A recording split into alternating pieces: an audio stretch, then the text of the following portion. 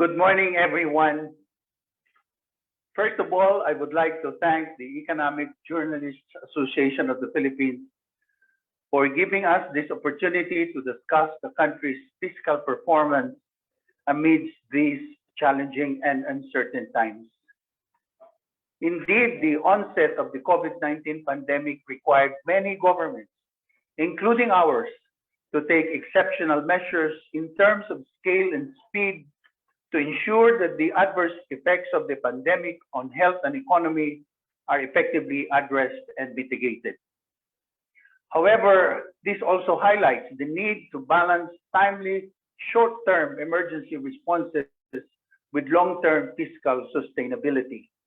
In this regard, allow me to present to you the recent developments in the expenditure accounts of the government. For 2020, the national government disbursements amounted to 4.23 trillion, higher by 429.7 billion or 11.3% year-on-year, although lower than the 4.34 trillion program by 2.5%. The increase in national government disbursement is due to the implementation of various COVID-19 emergency response and recovery measures of the government, which is reflected in all expense classes. In fact, maintenance and other operating expenses recorded the highest increase of 312.1 billion or 54.5%, which may be attributed to the implementation of the Social Amelioration Program of the Department of Social Welfare and Development, the Department of Labor and Employment's assistance programs for OFWs, formal and informal workers, and other various health emergency measures. Personnel services also grew by 62.9 billion or 5.6% due to the hiring of human resources for health and the provision of special risk allowance and hazard pay, among others. The overall infrastructure disbursements, including infrastructure components of transfers to GOCCs and LGUs, sums up to 869.5 billion, which is higher by 84 billion or 10.7% compared to the revised 785.5 billion program. This is equivalent to a sizable 4.8% of GDP as compared to the 4.2% program for 2020 and the 5.4% realized in 2019. For this year, national government disbursements reached 1.35 trillion as of end April, increasing by 43.4 billion or 3.3% from the same period in 2020. This is mainly due to higher disbursements for infrastructure and equity. Hence, only about 893 billion or 19.8% of the 4.506 trillion program for this year is yet to be obligated by the government agencies for the rest of the year. Government spending is also expected to accelerate further given the recent release of allotments amounting to 124.3 billion for the month of May. Over the medium term, the fiscal program will remain supportive of the country's recovery measures amidst the COVID-19 pandemic, while also ensuring long-term sustainability. The revenue program for this year is maintained at 2.88 trillion or 14.5% of GDP, but is expected to increase to 3.29 trillion or 14.9% of GDP by next year as the economy gradually recovers. Revenue collections are also assumed to grow further grow over the medium term at 3.59 trillion or 14.8% of GDP in fiscal year 2023 and at 4 trillion or 15.1% of GDP in fiscal year 2024. Estimates for the fiscal year 2021 disbursement program are revised upwards from 4.66 trillion to 4.74 trillion or 23.9% of GDP due to the continuing implementation of Bayanihan 2 programs and the ongoing procurement of COVID-19 vaccines, among others. Disbursements are also expected to gradually increase in the following years, reaching 4.95 trillion or 22.4% of GDP in 2022, 5.11 trillion or 21.1% in 2023, and 5.4 trillion or 20.3% in 2024. The government will continue to adopt a fiscal consolidation strategy and ensure financial sustainability by gradually bringing the deficit back to pre-COVID-19 levels over the medium term. For this year, the deficit program is expected to increase to 9.3% of GDP in 2021, mainly accounting for the extended validity of Fiscal Year 2020 General Appropriations Act, the ongoing implementation of the Bayanihan 2 law, and other COVID-19 measures such as the procurement and delivery of COVID-19 vaccines. The deficit will then be gradually lowered to 7.5% of GDP in 2022 and further decrease to pre-COVID-19 levels at 6.3% of GDP in 2023 and 5.3% of GDP in 2024. To effectively respond to the COVID-19 pandemic, the Philippine government is currently implementing programs, projects, and activities under the Fiscal Year 2021 National Budget and the Bayanihan to Recover as One Act. The Fiscal Year 2021 budget is the government's main fiscal stimulus for economic recovery. Consistent with the government's fiscal program, the Fiscal Year 2021 national budget amounts to 4.506 trillion and is equivalent to 22.7% of the projected nominal GDP for the year.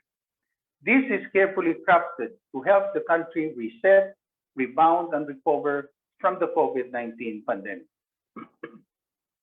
Of the 4.506 trillion budget for fiscal year 2021, about 961.22 billion worth of government programs, activities, and projects are tagged as directly and indirectly responsive to the COVID-19 pandemic. This is distributed across different government agencies to support major response programs, including the DOH medical assistance to indigent patients, DA's or Department of Agriculture's Plant Program, DOLE's Livelihood and Emergency Employment Program, and the procurement of the COVID-19 vaccines. The infrastructure projects of DPWH and DOTR are also considered as contributory to addressing the pandemic, as these are expected to establish a more solid foundation for the country's economic recovery due to their multiplier effect on employment and development of community-based micro and small enterprises. As of May 31, 2021, out of the 387.17 billion allotment released for COVID-19 interventions under Bayanihan 1, about 360.42 billion or 93.9% has already been obligated, and 342.4 billion or 95% has been disbursed. Meanwhile, 200.12 billion has been released for Bayanihan 2, of which obligations amounted to 172.28 billion or 86.9% and disbursements at 135.81 billion or 78.83%. About 310.1 billion was charged against food savings generated from discontinued programs, activities, and projects pursuant to Section 4B of the Bayanihan 1 and Section 11B of the Bayanihan 2. This effectively implies the balance between being prudent and responsible in managing the country's fiscal position while ensuring speedy and timely implementation of COVID-19 emergency measures. Moreover, about 6.46 billion was also released, of which 4.23 billion was obligated and 3.58 billion was disbursed during the interim period between the Bayanihan 1, which expired in June 2020, and before Bayanihan 2, which came into effect in September of 2020. This was charged against regular funds in the absence of an enabling appropriations law. Lastly, about 66.75 billion was released to the Department of Health for the procurement of COVID-19 vaccines and was charged from the fiscal year 2021 DOH regular fund and from unprogrammed appropriations. In total, allotments amounting to 73.21 billion were released outside of the Bayanihan laws.